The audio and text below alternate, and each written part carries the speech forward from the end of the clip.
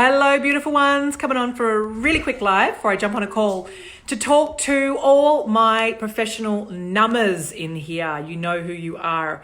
I've had a lot of calls this week with a lot of beautiful, beautiful souls who have been underneath the I've got this, I'm fine, are deeply, deeply sad in their heart. Hey, beautiful Kasha.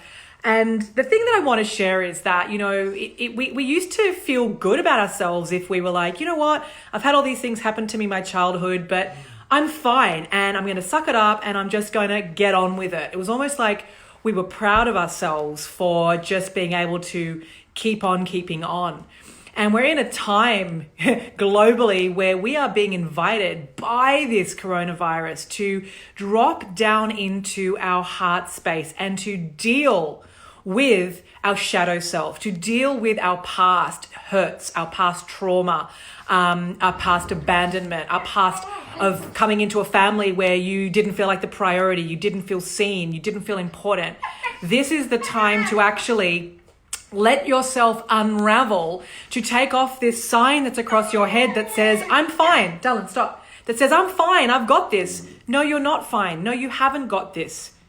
The truth is many of you are holding on by a thread, and it is bravado. It is pretending. It is inauthentic that you've got this. Because that little girl inside of you she's got a lot to say. She is desperately unhappy. Why? Because you've never had that soulmate relationship. Many of the women that come to me are literally, this is like consecutively, I haven't been loved, Lucy. I haven't had a soulmate relationship ever. The last relationship I had was 10 years ago.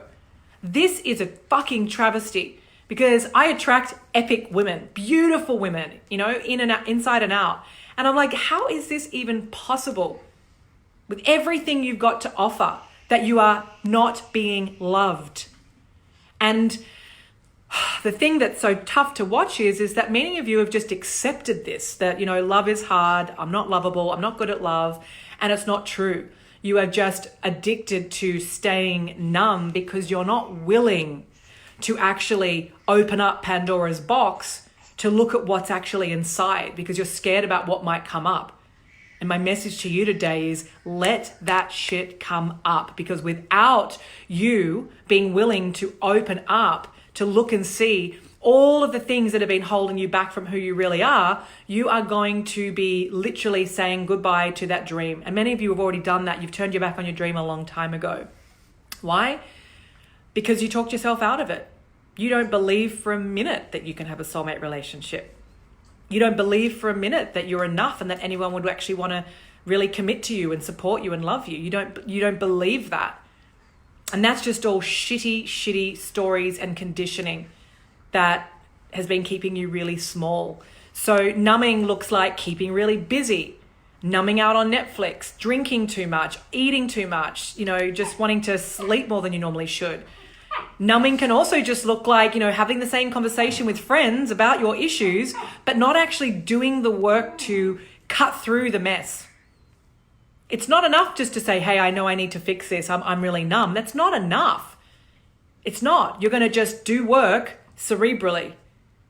So I'm really handing you the keys to your own kingdom today to say, you know, darling, stop.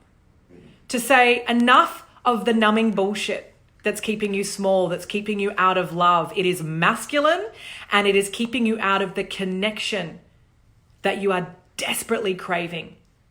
Because when I get to the dream part of my calls with my women and they start to connect into what they actually want, that is when my women that are numb are brought to tears. They're like, holy shit, I do have a dream. I do want to have a soulmate relationship. In fact, I really want to be a mum. And I gave up on that, Lucy, a long time ago. And I say, well, that's old. Let's deal with that now, right? That's your old story that you gave up on it. Let's fucking get the light back in your eyes, the fire back in your belly, and go there. Let's go there. You got to be willing to go there. There's a reason many of you are frustrated by listening to podcasts and going to online workshops and wondering why the fuck nothing is changing. It's because you're trying to figure it out from here. And you are approaching self-development with all your armor of numbness and wondering why the fuck nothing is getting through. It's like panning for gold with a massive thing of gaffer tape under your little panning wand or whatever you hold, your sieve, and just gaffer taping up the whole sieve. You can't get any gold when you've got your sieve covered up with masking tape. It's exactly the same thing. So now is the time to unnumb and to be willing to let go and to trust that there is support and there is a process. You know, I help women all the time get this fucking shitty armor down. I help them unnumb all the time.